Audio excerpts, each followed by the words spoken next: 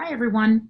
The purpose of this short presentation is just to help you understand the history of bilingual education, as well as other kinds of programs for English learners in the United States, as well as what current Illinois law requires. In addition, I just wanted to present different kinds of programs that you will likely encounter in out in schools, regardless of whether it's here or in other states. So, bilingual education in the US is not a new thing. It has existed basically for as long as the US has existed. For example, in the mid 1800s, the US Midwest had bilingual programs in German and English. In New Mexico, there have been Spanish English programs for quite a long time. In Louisiana, there's French and English. And then there have been programs in other states that have existed in Czech, Polish, Dutch, Swedish, Norwegian, Portuguese, Italian, and these flourished throughout the 1900s.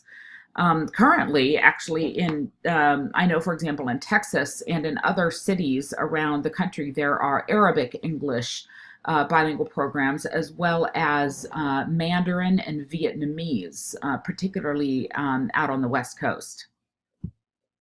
So, federal bilingual education legislation really began in the 1960s on the heels of the civil rights movement. So although bilingual education has existed for many, many years, centuries in this country, really in 1968 with the passage of the Bilingual Education Act, that really was the first time that the federal government explicitly stated the value of bilingual education, meaning instruction in the native language and not just in English. The Bilingual Education Act, which is Title VII, has been modified several times through the years. So this is through a series of amendments. The first test of the Bilingual Education Act was really in 1974 in a court case called Lau v. Nichols. And the remedies that came out of that in 1976 essentially stated that students needed access to native language instruction in order to have equal opportunity for education, which was guaranteed through the Civil Rights Act. So in the 1980s, particularly in the Reagan administration, some amendments came to the Bilingual Education Act, which allowed more flexibility for different kinds of programs, because quite honestly, in some districts, where you had you may have had, for example, 20 several students from a particular language group, say Vietnamese, right? But you had in any given classroom just a multitude of languages, 20, 26, 30 different languages spoken in a particular grade level or school. So more flexibility was brought into the act to allow for different kinds of programs, including English as a second language. Now, with No Child Left Behind, which was passed in 2001, under the second Bush administration, George W. Bush, the Bilingual Education Act was actually terminated. So what was formerly Title VII became Title III, and there was no longer any, the explicit language for support for first language instruction was basically eliminated or significantly weakened.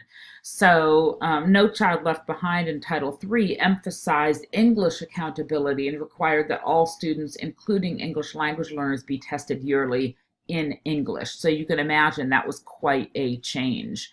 I was actually in my PhD program at the University of Illinois when this occurred, and I was when I first started in that program, I was a Title VII fellow. So I received a fellowship to focus my degree in bilingual education with the understanding that I would then, for a minimum of 5 years after that, I would then work in public education somehow supporting bilingual education. Well, a couple of years into that, it changed to Title III, and my third year of funding was cut off. So I was personally impacted, but not nearly to the same extent as multilingual children in the US were impacted. Um, there has also been significant anti-bilingual education legislation. And this really coincided heavily with the English-only movement throughout the 1980s and beyond. In 1998, Proposition 227 was passed in California, and this was essentially anti-bilingual education legislation that required English learners to be placed in what was called structured English immersion, and it was only 1 year. And then after that, they were to be moved directly to all English, quote unquote, mainstream classrooms. In 2000, and I see that my little here, I'm going to see if I can actually change that while this is going. In 2000, Arizona voters passed Proposition 203. This was a similar kind of legislation as passed in California. What ended up happening, this is really interesting because the charter school movement, many people have viewed as a threat to public education and a threat to equity, et cetera, et cetera. But what's interesting is that the charter school movement in states like California was recruited to get around this new anti-bilingual legislation. So, for example, I did my student teaching in the Central not in the Central Valley, sorry, the Central Coast of California, in the city of Watsonville, which is about 83% or 85% migrant farm worker community. And I taught in student taught in two different bilingual schools, one of which was a dual immersion program. I'll talk about that later. And the other of which was a sort of traditional or transitional bilingual program. Now, both of those schools, well, now basically up until when 227 was repealed, those took on charter school status, which enabled them to continue their bilingual instruction. In 2016, bilingual education was actually reinstated in California with the passage of Proposition 58. So this is a very dynamic situation in terms of the status of bilingual education in California and in other states. Similar anti-bilingual education legislation has failed in other states, and New Mexico and Colorado are both examples of that. So let's focus for a second on Illinois law. I'm not going to read through all of this, but you feel free to pause this presentation so that you can actually read what's on the screen. I copied these from the ISBE, which stands for Illinois State Board of Education, 23 Illinois Administrative Code. And this deals with program options, placement, and assessment for English language learners. One of the things you'll note in the language here is that the language is very deficit-oriented and outdated. So, for example, they refer to these students as limited English proficient. Even federal legislation now has revised its language to use the terminology English language learner or English learner rather than LEP or limited English proficient. This is one of the things that drives me nuts about Illinois code. However, Illinois law is actually more progressive and favorable to multilingualism and to students' native languages than federal legislation or federal law. So, for example, in federal law, as soon as a population of students speaking one language other than English reaches 20 or more kids, so for example, in a given school, if there were 22 kids who spoke Tagalog, right, which is one of the languages in the Philippines, then according to federal law, schools need to provide some kind of English language learning program, such as ESL. or structured English immersion or what have you. However, in Illinois law, when an enrollment reaches 20 or more of a given language group, such as Tagalog, Spanish, Russian, Polish, what have you, then the school district has to establish at least a transitional bilingual education program. I'm going to go into a little bit more detail in the next slide about different kinds of programs. But suffice it to say that Illinois law requires that native language instruction be included if a certain school building were to, or in the district were to reach 20 or more kids of a given language group.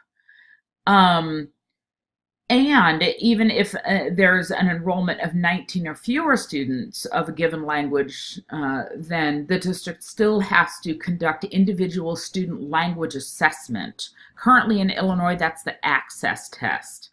And the idea is to determine an individual student's needs for home language instruction. Districts still may provide a transitional bilingual program. But at a minimum, they need to offer some kind of transitional program of instruction. And so that may include English as a second language, for example. This means that districts such as the school district where I live, which is in Mahomet, we have not yet reached that threshold of 20 or more kids of a certain language group, but we do have English language learners within our district, and those students must be given the access test and must be, which, we could go on and on about the limitations of those kinds of tests, but there needs to be some kind of an evaluation of what their linguistic needs are.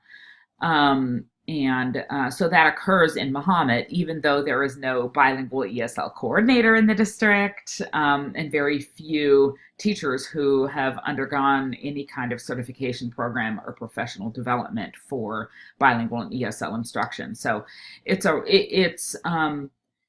I think it's important that Illinois recognizes the benefits of bilingual education. I will say that there are many, many districts that are out of compliance, and many schools just simply don't have the resources for this. That could send us off down a whole other rabbit hole in terms of school funding. So we're not going to go there right now, but it's certainly an issue that I would encourage you to research. So let's talk a little bit about programs serving multilingual children. The most basic, and I would say the kind of program that's going to be least supportive of bilingual students are ESL programs, sheltered content area instruction, and structured English immersion. So really the first three primary bullets on your screen, looking right here, I'm going to highlight them down to there. Oh, wait a second. Yeah, that's right. In ESL instruction, you're going to have different models for that, include pull out, where kids, let's say they're a bunch of third graders, and you have maybe 4 third graders whose first language is not English in a given class. They are then pulled out maybe for an hour, a half hour, or 45 minutes, whatever it is, into an ESL classroom where the ESL teacher is hopefully going to be communicating with the regular classroom teachers about what content they're covering, etc., and then provide some English support, vocabulary support, phrasing, etc. You will also have ESL teachers do what's called push-in, and sometimes this happens in conjunction with pull-out, where there's a pull-out for instruction, but then ESL teachers will also go into the regular classroom to provide additional support, either one-on-one or in small groups in that space. You will also have self-contained ESL classrooms where it is basically a classroom where the teacher is the regular classroom teacher who is certified in ESL and is providing additional layers of language support through often what is called sheltering. And sheltering is just a way, it's a term that means providing additional contextual support to make English, or whatever the target language is, comprehensible to students. So sheltering will often occur through multimodal text, lots of visuals, through body movements and drama and gesture, through slowing down and clarifying speech and using more simplified grammatical constructions, etc. And so self-contained classrooms will typically be using such sheltered techniques, but they're teaching the same content as all the other non-ESL classrooms. Sheltered content area instruction is something that, and it's also referred to as SADI, which is specially designed academic instruction in English. You'll often see sheltered content area instruction in secondary schools, so in middle schools and high schools. But it's going to use the same kind of sheltering that I described for self-contained ESL classrooms. Structured English immersion is a little bit different, and it's probably the least effective kind of program if we want to maintain students' native languages and support their overall cognitive development. It tends to be very effective for teaching English quickly, but that doesn't necessarily lead to strong academic outcomes for English learners. This was a program that was implemented in California post Proposition 227 and prior to Proposition 58. But structured English immersion is basically 1 year of English immersion where there is sheltering and where teachers are trained to support the development of English language learners, but the goal is to move within a year into all English mainstream classrooms. So it's just a small step above sink or swim. So let's talk about 3 different models of bilingual education. So transitional bilingual education is the minimum that is required in Illinois when there are 20 or more speakers of a specific language group. And the idea, and why it's also called early exit, is that the idea is that the native language is used to support and continue academic development until students are able to function in all English classrooms, in which case they are then transitioned into monolingual English classrooms.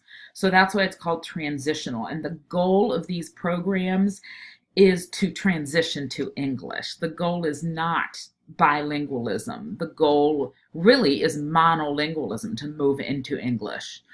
And what often happens is that kids lose their native language in these kinds of programs. Maintenance or developmental bilingual education, as the first of these titles implies, is intended to maintain the native language. So it's also called late exit. The most common model of this are kids who exit by the time they then go to middle school. Although some districts will also provide some kind of support at the middle level, it's typically not a straight bilingual education program at the middle school level. If you look at, so let's contextualize both transitional and maintenance or developmental bilingual programs.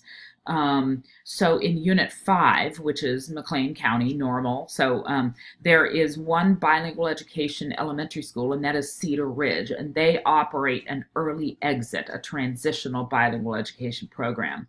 Now, if you talk to many of the bilingual teachers there, I would say the vast majority of them, if not all of them, are advocates for maintenance, developmental, or even dual language programs. But the district operates an early exit or transitional program. District 87, Bloomington, operates a developmental program, and their bilingual elementary school is Bent Elementary. Now, both of those districts have other schools in which they have ESL classrooms. But in terms of bilingual, those two districts are different. There is a movement in Unit 5 to get dual language or dual immersion programs, but that has not yet happened. So with maintenance or developmental programs, so I know most maintenance programs operate where you're taught in both languages and content in both languages, and the goal is for students to maintain their native language. In District 87, parents have an option. As soon as kids reach a certain proficiency in English, parents have an option as to whether they keep them in the developmental bilingual program so that they continue to develop the native language, or if they're moved into all English classrooms. And by the way, basically it's always a parent decision, and I believe that's federal law, that parents are really the ultimate arbiters and get to decide whether their children are served if they're eligible, whether their students are served in ESL or bilingual programs. Parents could choose to put kids just straight into the mainstream classroom. Dual immersion bilingual education, it's also called dual language. In fact, that's actually probably more common than dual immersion in terms of what it's called.